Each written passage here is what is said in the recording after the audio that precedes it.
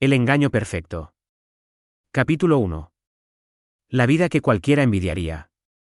Hay personas que nacen con la vida resuelta. Otras tienen que construirla ladrillo a ladrillo. Carlos pertenecía al segundo grupo. Nunca había heredado empresas, propiedades ni cuentas bancarias. Su padre había trabajado toda la vida como mecánico y su madre había dedicado décadas a limpiar oficinas para que a sus hijos nunca les faltara un plato de comida. Desde pequeño aprendió una lección que jamás olvidó. Nadie vendrá a salvarte. Si quieres algo, tendrás que ganártelo. Y eso hizo. Mientras otros disfrutaban de los fines de semana, Carlos estudiaba. Cuando muchos salían de fiesta, él trabajaba horas extras. Poco a poco fue creando una pequeña empresa de reformas que, con el paso de los años, terminó convirtiéndose en una compañía respetada. A los 35 años tenía una casa amplia, varios empleados y una estabilidad económica que muchos deseaban. Pero el dinero nunca fue su objetivo. Su verdadera ilusión era compartir aquella vida con alguien que lo quisiera por quien era. Entonces apareció Esther. Era atractiva, elegante y tenía una facilidad extraordinaria para decir exactamente lo que la otra persona necesitaba escuchar. Con Carlos fue perfecta. Le decía que admiraba su esfuerzo. Que amaba a un hombre trabajador. Que no necesitaba lujos. Que solo quería formar una familia. Carlos se enamoró profundamente. Tan profundamente que jamás vio las pequeñas señales. Nunca se preguntó por qué Esther nunca encontraba trabajo estable. Ni por qué siempre tenía una excusa para dejar cualquier empleo. Ni por qué parecía interesarse mucho más por las vacaciones, las compras y las cenas caras que por cualquier proyecto de vida. Para él, simplemente era una mujer que aún buscaba su lugar. Lo que Carlos ignoraba era que Esther sí tenía un proyecto. Solo que no incluía trabajar. Los preparativos de la boda ocupaban casi todos los días. Habían reservado un antiguo palacio para celebrar el enlace. Más de 200 invitados. Música en directo. Fotógrafos. Un menú exclusivo. Vestidos de diseñador. Todo pagado por Carlos. Cuando alguien le preguntaba si aquello no era demasiado caro, él respondía sonriendo. Solo me casaré una vez. Mientras tanto, Esther disfrutaba cada segundo. No porque soñara con convertirse en esposa, sino porque aquella boda era la confirmación de que había encontrado una vida cómoda. Sin horarios. Sin jefes. Sin preocupaciones económicas. Pero el destino tenía preparada otra tentación. Una tarde acudió sola a una inauguración benéfica organizada por una amiga. Allí conoció al señor Brown. Un hombre de unos 55 años. Traje impecable. Reloj de lujo. Coche con chofer. Educación exquisita. Todo en él transmitía poder. Brown dominaba cualquier conversación. Hablaba de inversiones. Viajes privados. Empresas internacionales. Hoteles. Negocios. Esther quedó fascinada. Aquello era un nivel muy superior al de Carlos.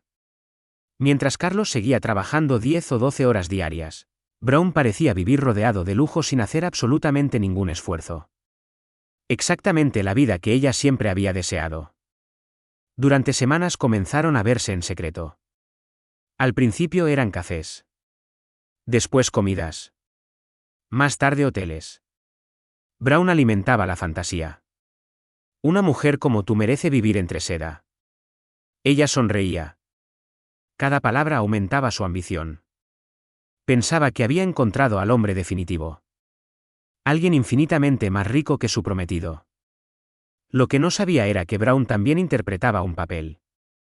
Con el paso de los meses, Esther empezó a descuidarse. Contestaba mensajes con retraso. Inventaba reuniones inexistentes. Llegaba tarde. Sonreía mirando el teléfono. Carlos lo veía. Pero prefería convencerse de que eran nervios por la boda. Hasta aquella noche. Mientras Esther se duchaba, el teléfono vibró sobre la mesilla. Solo apareció una frase en la pantalla. No puedo dejar de pensar en esta tarde. Firmaba, Brown. Carlos sintió que el suelo desaparecía bajo sus pies. No gritó. No lloró. No despertó a Esther. Simplemente dejó el móvil exactamente donde estaba. Aquella noche no durmió. Y cuando amaneció tomó una decisión. No quería discusiones. No quería excusas. Quería la verdad. Toda la verdad. A la mañana siguiente llamó a un investigador privado. Necesito pruebas. Ninguna sospecha. Solo hechos. El detective respondió con una tranquilidad que inquietó todavía más a Carlos. Si existe algo, lo encontraremos. Carlos aún no lo sabía. Pero aquella llamada acabaría cambiando muchas más vidas de las que imaginaba. Durante las semanas siguientes, el detective siguió cada movimiento de Esther. Fotografías. Vídeos. Horarios. Hoteles. Restaurantes. Todo quedó documentado. Cuando entregó el informe, Carlos apenas fue capaz de abrir la carpeta. Cada imagen era una puñalada. Besos. Caricias. Viajes inventados. Mentiras. Todo mientras seguían enviando invitaciones de boda. Sin embargo, entre toda aquella documentación había un detalle extraño. El detective señaló una fotografía de Brown entrando en una enorme mansión. ¿Curioso? ¿Qué ocurre? La casa no está a su nombre. Carlos levantó la vista. ¿Qué quiere decir? He investigado un poco más. Y entonces comenzó a contar una historia completamente distinta. Brown no era dueño de grandes empresas. No era millonario. No había construido ninguna fortuna. Vivía gracias al patrimonio de su esposa. Cada coche. Cada reloj. Cada viaje. Cada traje. Todo pertenecía realmente a la familia de ella. Carlos permaneció varios segundos en silencio.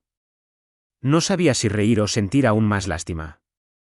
Esther estaba traicionándolo por un hombre que era exactamente igual que ella. Alguien que vivía del dinero ajeno. Pero aquello aún no era lo más sorprendente. El detective deslizó otra carpeta sobre la mesa. Creo que debería conocer a la señora Brown. Carlos abrió lentamente la carpeta. Dentro había una fotografía. Una mujer elegante. Serena. Y con una expresión que dejaba claro que llevaba demasiado tiempo sospechando. En la parte trasera solo había escrita una frase. Ella también necesita conocer la verdad. Carlos cerró la carpeta. Por primera vez desde que descubrió la infidelidad, dejó de sentirse una víctima. Y comenzó a pensar. Porque a veces la mejor venganza no consiste en destruir, sino en permitir que la verdad haga todo el trabajo. Continuará. Si te ha gustado esta historia, ayúdame a crecer, dale a me gusta, a compartir y no olvides suscribirte.